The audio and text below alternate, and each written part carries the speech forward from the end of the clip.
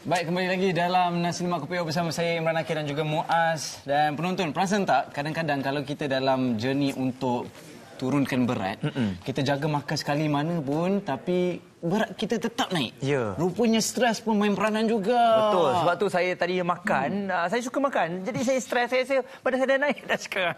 Dia makan banyak tadi. Tapi kadang-kadang dari segi usia pun mainkan peranan. Betul. Usia muda lebih cepat membakar lemak berbanding dengan usia meningkat. Jadi saya rasa kita panggil pakar lah, Imran. Ya, betul.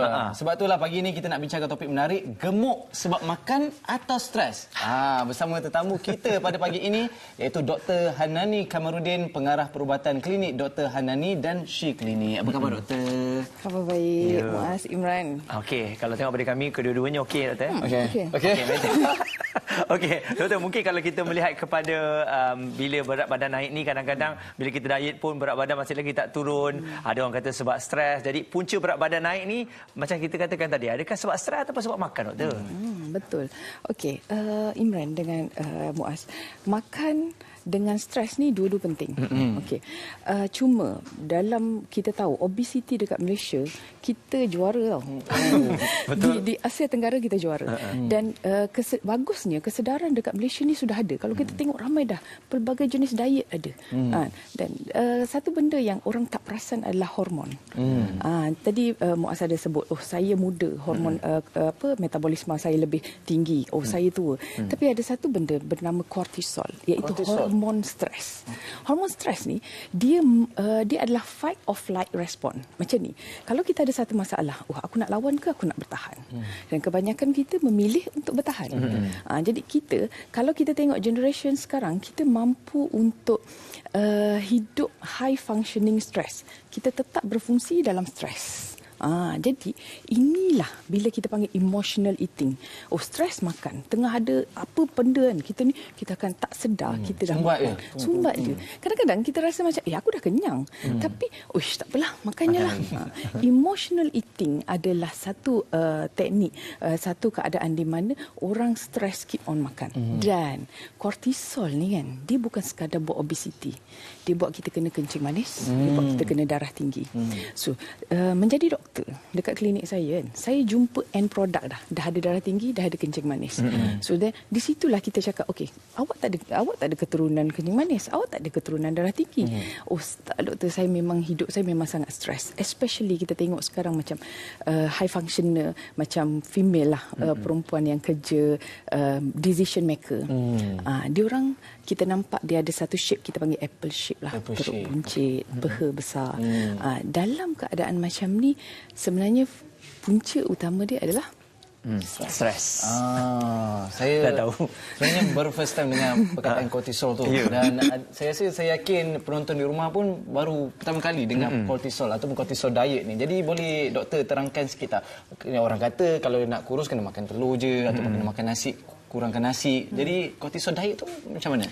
Okey, kebanyakan diet kita hanya measure makan. Okey, ada pelbagai diet lah. Kita kata, saya ambil lebih protein. Doktor, saya ambil suku-suku separuh. Doktor, saya ambil kalori defisit, ambil rendah kalori. Tapi kortisol diet adalah lifestyle. Dia kita kawal waktu tidur awak. Pukul berapa awak tidur? Okey, kita kawal how you maintain you punya hormon daily. Maksudnya kortisol kita perlu pagi dia tinggi. Kalau kita rasa kita bangun pagi kita lemau je, maksudnya kortisol kita belum naik lagi. So sebab tu kan ada setengah orang dia macam bila pagi je tak lapar lagi. Dia tunggu pukul 10, pukul 11. Maksudnya masa tu kortisol dia masih low. Masa tu masih pembakaran lemak paling rendah. Kita pun dah makan nasi lemak habislah. Okey. Dan doktor, bila disebut mengenai diet kortisol ni tadi, kan selalunya bila diet mesti ada diet plan. Mungkin doktor boleh kongsikan betul. Kalau diet plan kami dalam kortisol diet ni, kita bukan sekadar makan, kita ada waktu tidur, kita ada social detox. Maksudnya awak tak boleh main handphone. You cannot scroll the phone. Okey. Ada juga kita panggil bowel habit. Maksudnya you have to membuang hari-hari.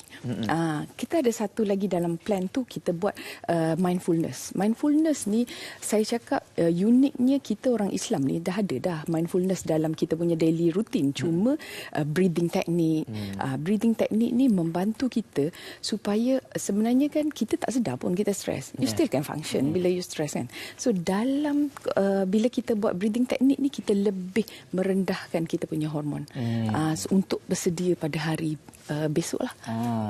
Saya yakin ramai di luar sana yang mengalami benda yang sama, stres di tempat kerja. Jadi, apa saranan doktor kepada penonton-penonton? Jadi, bagi saya cakap paling utama you know you punya rutin. Rutin. Mesti kena ada rutin. Bukannya hari tak kerja, tak yalah bangun awal. Sebab your cortisol perlu bangun juga. Malam, tak apalah hari esok cuti, so tidur lambat lah. So, your cortisol kena wind down dah tu malam. Sebab kalau tak kan, symptoms yang utama lah yang orang tak sedar, dia terbangun malam-malam. Pernah tak pukul 2 pagi terbangun? Kadang-kadang rasa macam nak kencing, kadang-kadang rasa macam nak ni. Tapi you wake up at night sebab you tak boleh nak deep sleep malam. Pernah tak kita rasa macam, aku dah cuba diet, aku dah potong makan macam-macam doktor. Tapi kenapa berat saya tak turun langsung? Sebab kortisol dia macam ni tau. Dia macam bila kita berperang, kita simpan makanan dalam badan kita, dalam rumah kita kan. So how your body react bila dia rasa dia terancam, dia akan tetap simpan lemak tu. Hormon kortisol dia menyimpan lemak, dia elakkan pembakaran lemak tu terjadi. Okey. Jadi kalau anda nak tahu dengan lebih lanjut, saya rasa kena berjumpa dengan doktor ni. Jadi doktor mungkin saranan ataupun doktor nak cadangkan yang nak mengamalkan, nak mulakan diet kortisol ni, silakan. Okey, untuk mulakan diet kortisol boleh layari kortisol diet Malaysia, boleh mula dekat skrin sekarang, boleh hubungi nombor yang ni untuk berkenalan, untuk tahu doktor macam mana saya ni kortisol ke yang buatkan saya berbadan besar sekarang. Doktor saya ni memang kena start diet dah ke? Doktor saya ni okey je, tapi saya nak test juga. It's good to know before dia menjadi penyakit, sebelum dia menjadi kencing manis, sebelum dia jadi darah tinggi. You have to know yourself. Okey, kortisol diet satu benda yang baru untuk saya dan saya pasti penonton pun mungkin baru mengenali kortisol diet ni. Jadi jangan lepaskan peluang, terus dapatkan nombor informasi ini, screenshot tak gambar ataupun terus kontak nombor ini. Dan kita nak ucapkan terima kasih banyak-banyak kepada Dr. Hanani atas ilmu pagi ini. Penonton di rumah, lagi sekali jangan lupa untuk gunakan peluang ini sebab saya sendiri pun baru dapat tahu, saya nak share dengan family. Betul. Kita lagi penonton-penonton di rumah. Mungkin ini salah satu usaha lah sebab dah makan dah kawal dah tapi berat badan tak turun-turun, rupanya anda lupa yang anda stres, okey? Dan kalau kadang-kadang mungkin ada orang kata bila stres nak tengok wayang. Betul. Bila nak tengok wayang ni